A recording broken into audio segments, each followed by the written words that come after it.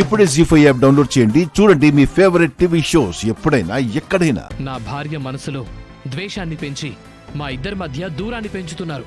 ఎవరు? మేవా? ఇది మరీ బాగుంది. చెయ్యాల్సిందంతా నువ్వు చేసి ఇప్పుడు మమ్మల్ని బ్లేమ్ చేస్తున్నావా? నేను బ్లేమ్ చేయడం కాదు, వాస్తవం చెబుతున్నాను. బావా, నా గురించి మీకు బాగా తెలుసు. మీ చెల్లెల్ని ఎంత ప్రేమించానో కూడా తెలుసు. అలాంటిది నేను ఇంకో అమ్మాయితో ఉన్నానంటే నువ్వెలా నమ్ముతున్నావు బావా? నమ్మాను సాగర్.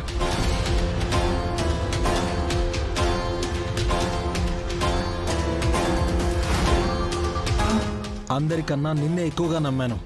అందుకే దగ్గరుండి మీ ఇద్దరు పెళ్లి చేశాను. కానీ ఆ నమ్మకాన్ని సమాధి చేశావు. నువ్వు నా చెల్లికి అన్యాయం చేశావు. నేనేం చేశానో నా మనసుకు తెలుసు. నా మనసులో హిమాకి తప్ప వేరే ఏ అమ్మాయికి స్థానం లేదు బావా.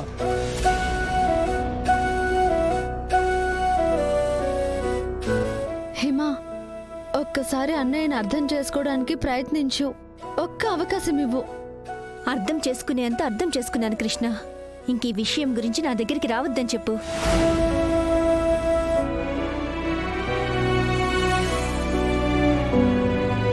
అర్థమైంది. నా మాట నమ్మడానికి మీరెవ్వరూ సిద్ధంగా లేరు. మొహం మీదే చీ కొట్టినా ఇంకా అర్థం కాలేదా? ఇప్పటికీ మించిపోయిందేం లేదు హిమా. నేనేంటో అర్థమయ్యేలా చెప్తాను. రా నాతో, రా. నేనెక్కడికి రాను.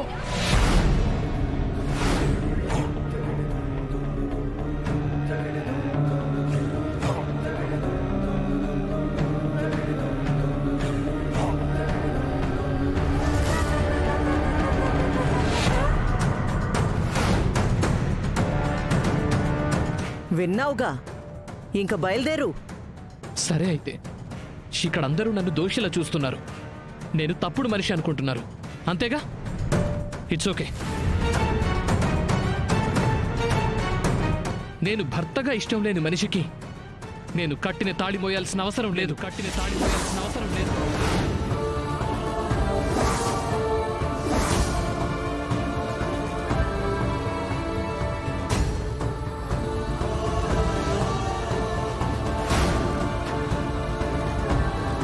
ఆ తాళిని నాకివ్వండి. ఈ క్షణమే వెళ్ళిపోతాను.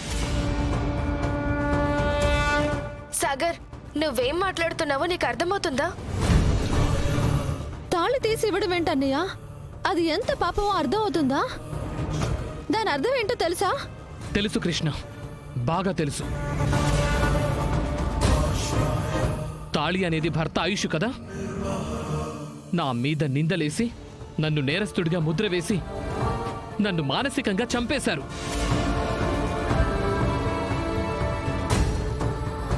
భర్త చనిపోయిన ఆడదాని మెడలో తాళి ఉండటం సంప్రదాయం కాదు.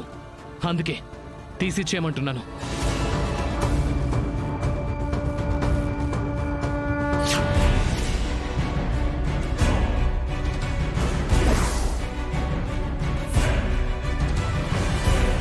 జీ5 యాప్ డౌన్లోడ్ చేసి అన్ని ఎపిసోడ్స్ పూర్తి ఉచితంగా చూడండి.